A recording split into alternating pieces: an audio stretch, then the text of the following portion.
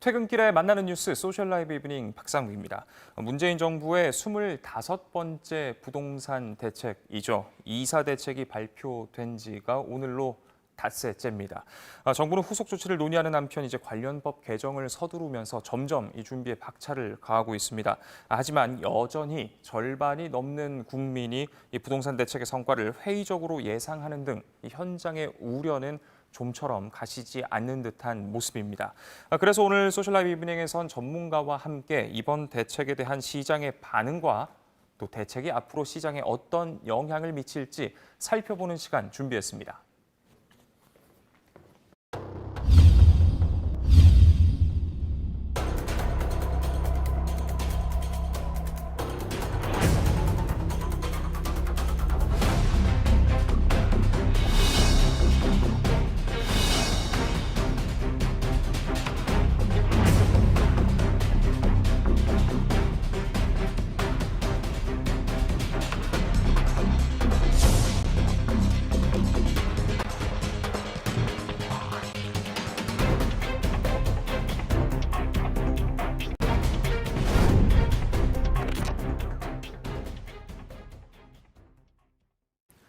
네, 박원갑 KB국민은행 부동산 수석전문위원과 한 걸음 더 들어가 보겠습니다. 안녕하십니까? 네, 안녕하십니까? 예. 일단 이번 대책 이후에 처음으로 여론조사 내용이 공개가 됐는데요. 그 내용부터 좀 살펴보면 좋을 것 같습니다. 네. 이번 대책이 이제 부동산 가격 안정화에 도움이 될 것으로 보느냐, 되지 않을 것으로 보느냐라는 질문이었었는데 일단 답변을 보자면 도움이 되지 않을 것이다라는 답변이 53.1%로 절반이 넘는 그런 수준이었습니다. 이번 결과에 대해서 좀 전체적으로 어떻게 보시는지. 일단은 피부로 와닿지 않았다 이런 느낌이 들어요. 보통 이제 신도시를 개발하게 되면은 구획을 정해가지고 이곳에서 뭐 10,000가구니 20,000가구를 짓겠다. 어느 정도 이렇게 그 그림을 그릴 수가 있는데 이번 그 개발은 주로 대도시에서 개발을 하는데 주민들의 뜻이 더 중요하기 때문에 그런 거예요. 그러니까 주민들이 우리가 종전 방식이 아니라 새로운 공공 방식으로 개발을 하겠습니다라고 신청을 해야 되는 거잖아요. 예. 그러니까 이게 어떻게 보면은 약간 구조적으로 이렇게 딱 나오는 게 아니라 좀 변수들이 있다 보니까 이런 반응을 보이고 있는 것 같고, 다만 지금 중요한 부분이 역세권이라든지 이제 중공업지 개발이 이제 주택 공급에 예. 굉장히 중요한 부분을 차지하고 있는데. 우리나라에서 이제 그 뭐 대한건설협회라든지 여러 건설 분야 16개 단체로 구성된 대한건설 단체 총연합회가 있어요. 여기에서 뭐라고 얘기를 했냐면은 대책 발표 이후에 건설인과 함께 동참하겠다. 지지 어떻게 보면 성명 같은 걸 예. 내놨단 말이에요. 근데 지금 제가 부동산 시장에 오랫동안 있었지만 대책 나오고 난 뒤에 공개적으로 지지 성명이 나온 적은 처음입니다. 그렇군요. 그러니까 일반 시민들이 느끼시는 거하고 이제 어차피 이 집을 지어야 될 당사자가 되겠죠. 그런 디벨로퍼라든지 이 사람들이 보는 시각과는 약간 괴리가 있다. 이렇게 저는 말씀을 좀 드리고 싶어요. 예.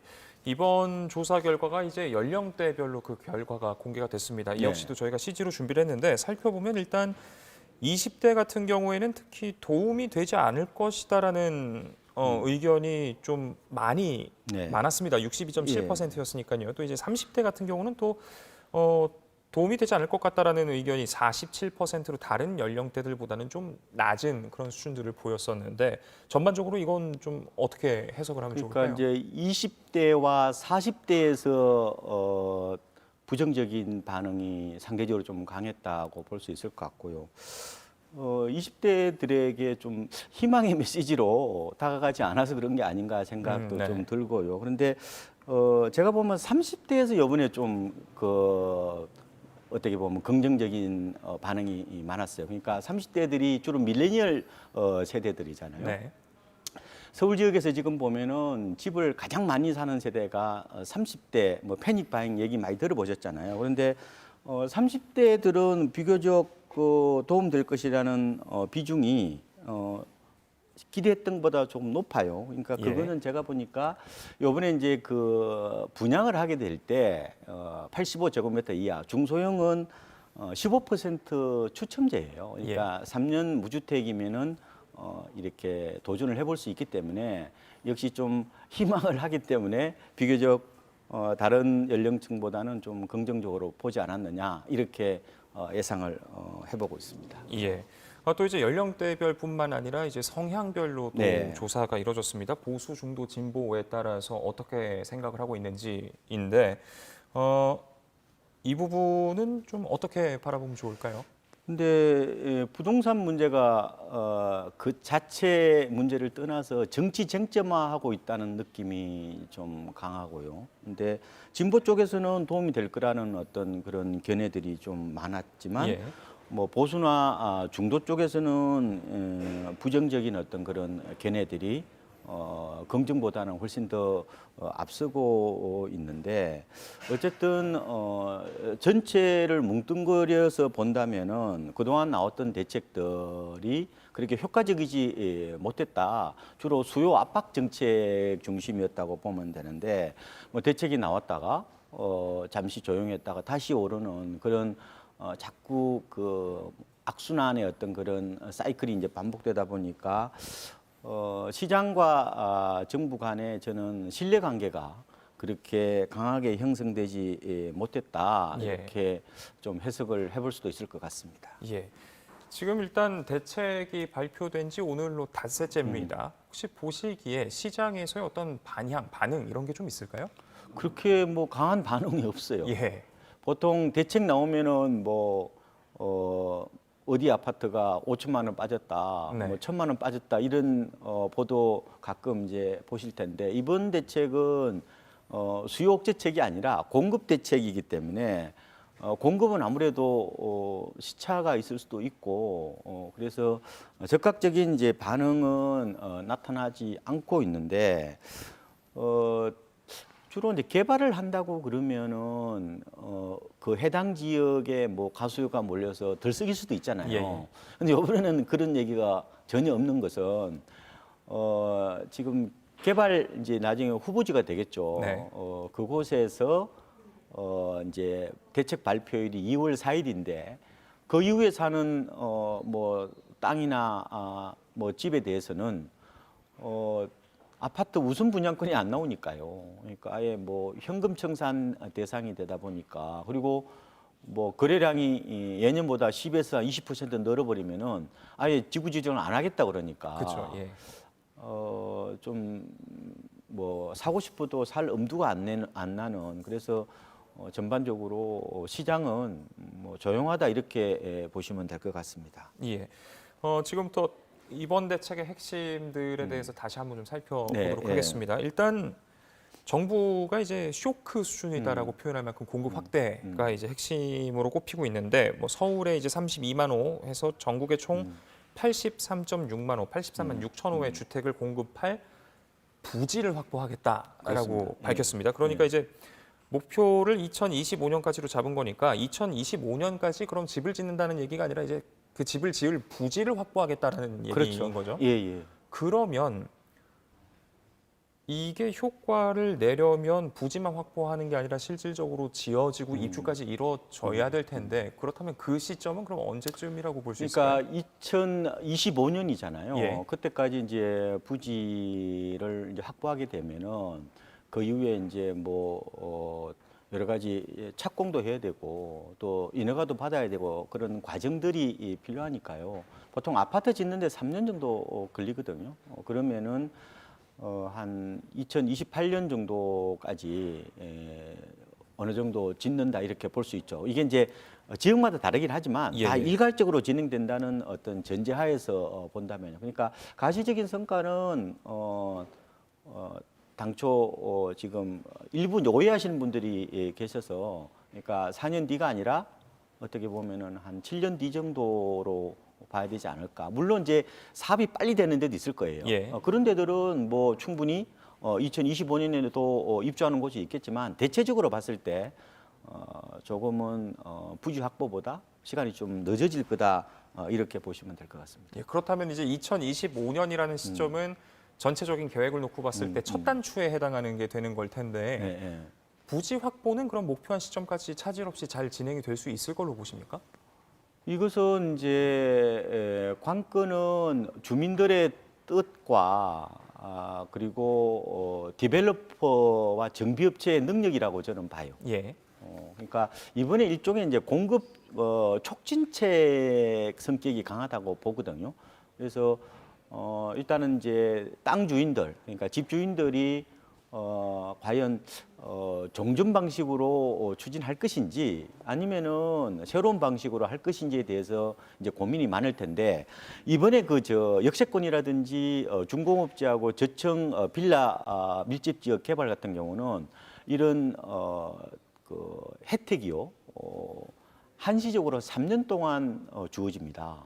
그러면은 가령 역세권 같은 경우는 부지가 5,000제곱미터 그러니까 1,500평 넘어서면은 최대 700%까지 주거든요. 거의 상업지역 수준으로 개발이 되기 때문에 메리트가 있습니다. 그래서 이 한시적 기간 안에 서둘러서 신청하는 곳들이 좀 많이 생긴다면은 제 생각에는 어느 정도 가능할 수도 있다 이렇게 보고 있고. 지금 아까 제가 디벨로퍼의 어떤 역할이 굉장히 중요하다. 그 사람들이 땅을 사서 뭐 밑작업은 해야 되거든요. 뭐 공공하고 같이 한다 하더라도. 근데 이번에 이 계획이 사전에 디벨로퍼들하고 밑작업을 같이 한 거예요. 그래서 제가 듣기로는 뭐 공급에 어떤 각이 나온다라는 말을 했다고 그래요. 그래서 일단은 현재로는 이렇게 당장 잡힐 정도는 아니지만 아마 조금 지켜보면은 결과가 좀 나올 수는 있겠다 이렇게 보고 있습니다. 예. 이게 참 그렇습니다. 2025년이라고 했을 때에는 이제 차기 정권의 집권 3년 차에 해당하게 되는 것이고 거기에 추가적으로 지어지는 시간까지 생각해서 2027년, 28년이면은 차기 정권과도 그렇게까지도 넘어갈 수 있는 그런 부분인데 당장 그러면 2021년부터 그 집이 지어지는 시간까지 그럼 우리들은 어떻게 해야 되지에 대한 걱정은 어떻게 피할 수가 없는 것 같거든요. 그렇죠. 뭐 집이 뚝딱해서 뭐 지어질 수 있는 것도 아니고 어차피 공급의 시차가 있을 수밖에 없잖아요. 그래서 중요한 것은 지금 30대들의 패닉 바잉이 저는 이게 시장의 어떤 그 가수요의 어떤 주요한 원인이라고 봐요. 그런데 아까 제가 시장과 정부 간의 신뢰 관계가 중요하다고 그랬잖아요. 앞으로 공급이 많이 늘어난다면은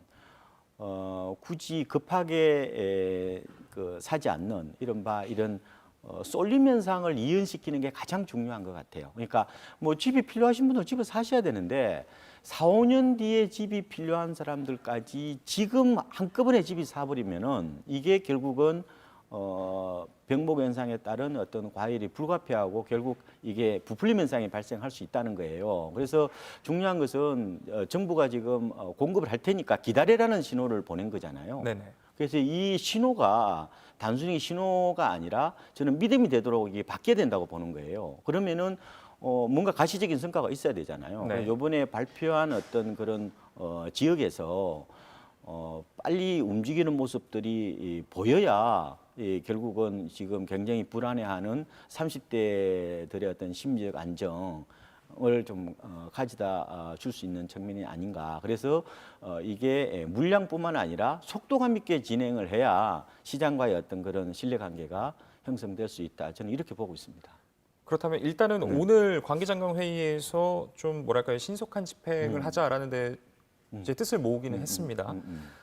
일단 근데 시장에서 어떤 신뢰를 눈에 보이는 어떤 앞으로 이렇게 되겠구나라는 것을 알려면 어떤 지역에 어떻게 될 거다라는 것이 어느 정도 청사진이 나와야 될 것 같은데 지금 후보지를 아직 지정을 할 수가 없어요. 그러니까 이거는 근데 뭐 공공이나 정부가 이 지역을 개발하겠다 그거는 할 수는 없는 거고요. 주민들의 신청이 들어와야 되잖아요. 네네.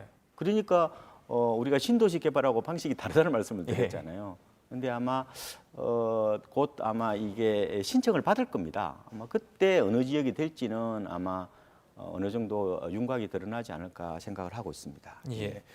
한편으로는 또 이제 부동산 시장의 가격을 결정짓는 요소 중에 영향을 미치는 요소 중에는 공급뿐만 아니라 아무래도 뭐 양도세 혹은 뭐 취득세 같은 이런 세금뿐만 아니라 이제 금리도 좀 영향을 미치는 부분이 분명 있는데 이 부분들까지 생각을 했을 때 그 기다리는 시간 2021년부터 2027년, 2028년까지 기다리는 시간에 어떤 변동이 일어나게 될지.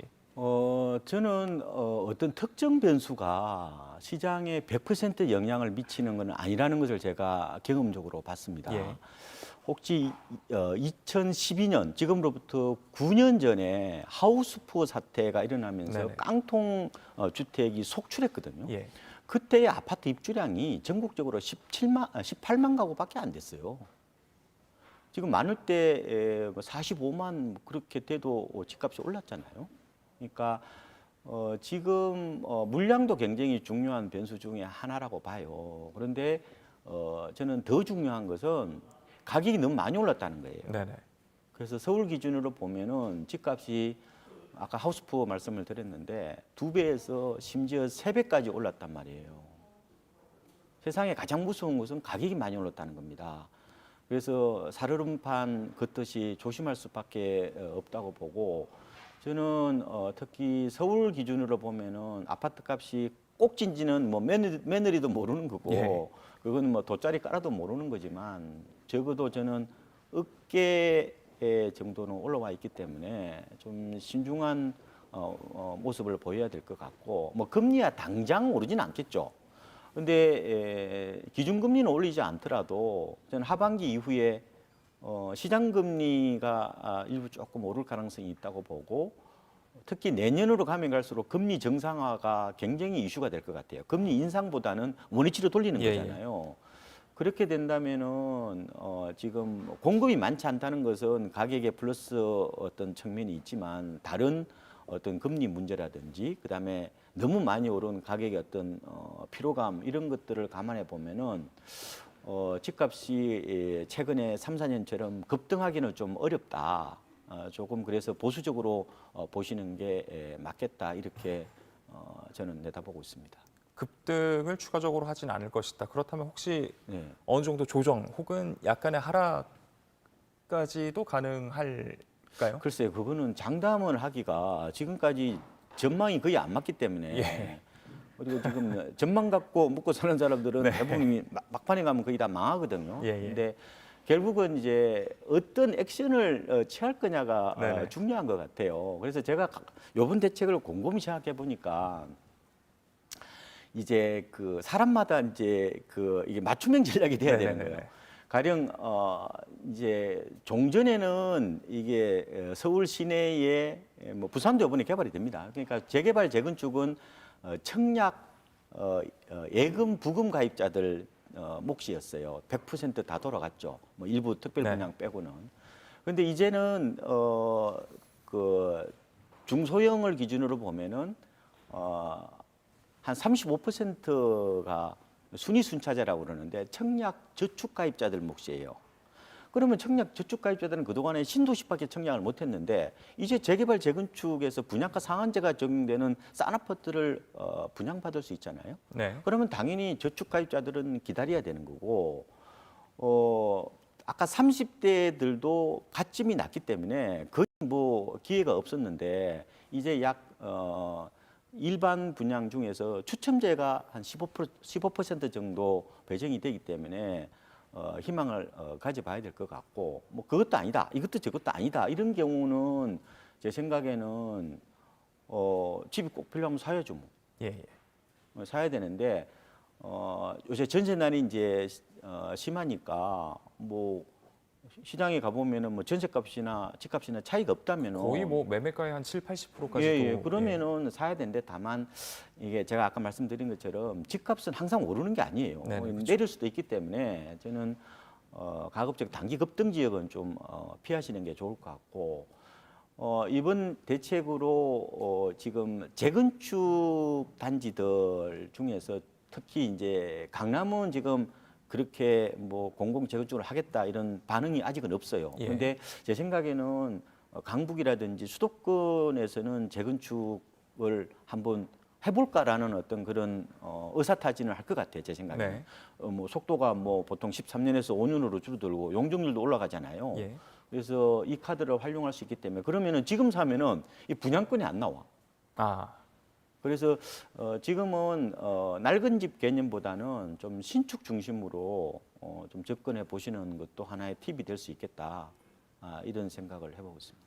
말씀을 듣고 나니까 그렇다면 지금 이런 대책이 발표되고 나서 최소한 빨리 패닉 바잉을 해야겠다라는 것보다는 조금 더 지켜보자라는 추세를 만들 수 있는 분위기는 조성이 됐다. 이게 좀 단기적인 뭐랄까요?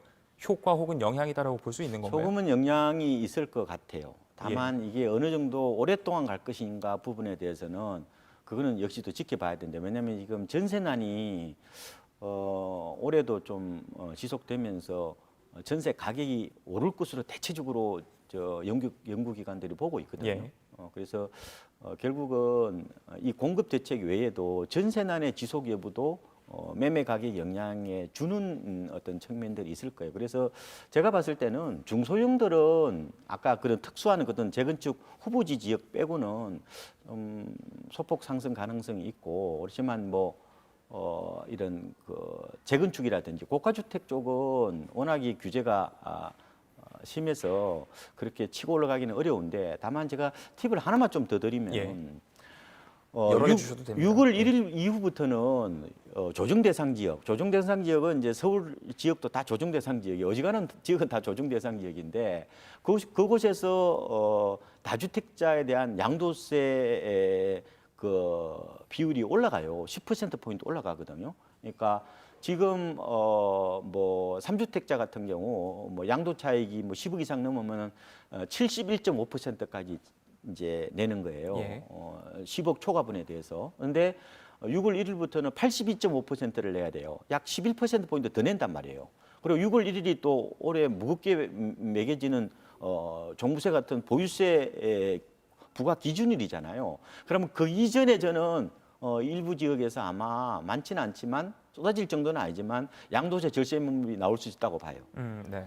그런데 잘 생각하셔야 되는데 왜냐하면 무조건 싸게 접근을 하시는 게 좋거든요. 집값이 언제 빠질지는 아무도 모르는 상황이라서 제가 알면은 은행을 왜 다니겠습니까? 그러니까 중요한 거는 보세요. 그러면은 잔금을 5월 30일까지 치러야 되잖아요. 예. 그러면은 보통 매수에서 잔금까지가 한 달에서 두 달 사이예요. 그러면은 매물이 주로 3월 말에서 4월 한 뭐 중순 정도에 나올 가능성이 좀 있거든요. 네네. 그러면은 그런 매물들을 뭐 진짜 실수요자 같은 분들은 갭 투자는 좀 어려울 수 있어요. 예. 어쨌든 그런 걸 사려는 사람들은 미리 중개업소에다가 연락을 해놓고 그런 매물이 있으면 연락을 달라라고 해서 조금은 나름대로 미시적인 어떤 그런 방법이지만 그런 방법을 통해서 어떻게든지 지금은 매입가를 낮추는 어떤 그런 게 가장 좋은 방법 중에 하나가 아닌가. 그래서 지금은 아직 그런 매물이 안 나와요. 그래서 조금은 한 달 정도 좀 기다렸다가 한번 접근해 보시는 것도 뭐 나쁘진 않다 이렇게 저는 보고 있습니다. 예. 지금 유튜브에서 아이디 룸룸님께서 지금 이제 위원님 말씀을 듣고 나서 그럼 강남 재건축 시장은 꿈쩍도 안 하겠네요. 이런 말씀 주셨습니다. 지금 강남 재건축은 현재로 공공 방식으로 재건축을 하겠다고 이게 공개적으로 뭐 피력하는 곳은 지금 못 봤어요. 언론을 저도 이렇게 검색을 해봤는데 다만 제가 어차피 재개발은 지금도 공공 방식으로 하는 경우도 있고 그리고 나름대로 메리트가 커요. 그래서 저는 재개발은 활성화될 거라고 봐요. 예. 근데 지금 강남 재건축 같은 경우는 눈치 보기를 좀 더 할 거로 보인다. 그래서 강북이나 수도권에서 먼저 시동을 걸 가능성이 있다고 봐요. 네. 그리고 이게 왜 그러냐면은 이 재건축이 지금 안 되는 여러 가지 이유 중에 하나가 5대 족쇄라고 그러거든요. 예. 근데 가장 무서운 게 초과이익 환수제입니다. 네네. 이제 강남에 부과되는 게 많은 게 5억이 넘어요. 근데 이거는 공공 방식으로 하면은 면제를 해주기로 했죠. 없거든요. 예. 예, 면제를 해주고 또 용적률도 올려주고 하기 때문에 나름대로 이게 메리트가 있다고 봐요. 그리고 브랜드도 사람들이 그러면 LH나 SH 쓰는 거라고 생각하는데 그렇지 않습니다. 아, 뭐 네. 레미안이나 자이 그대로 다 쓸 수 있고요. 근데 이제 어떻게 보면 이제 분양가 상한제를 하기 때문에 커뮤니티 공간 이런 데서 품질이 약간 떨어질 수는 있을 거예요. 네. 어쨌든 이제 나름대로 초과이익을 제공하겠다고도 얘기를 했기 때문에 그래서 이제 아직은 강남은 지금 분위기가 아니지만 강북이라든지 수도권에서 먼저 하는 결과를 보고 관망하다가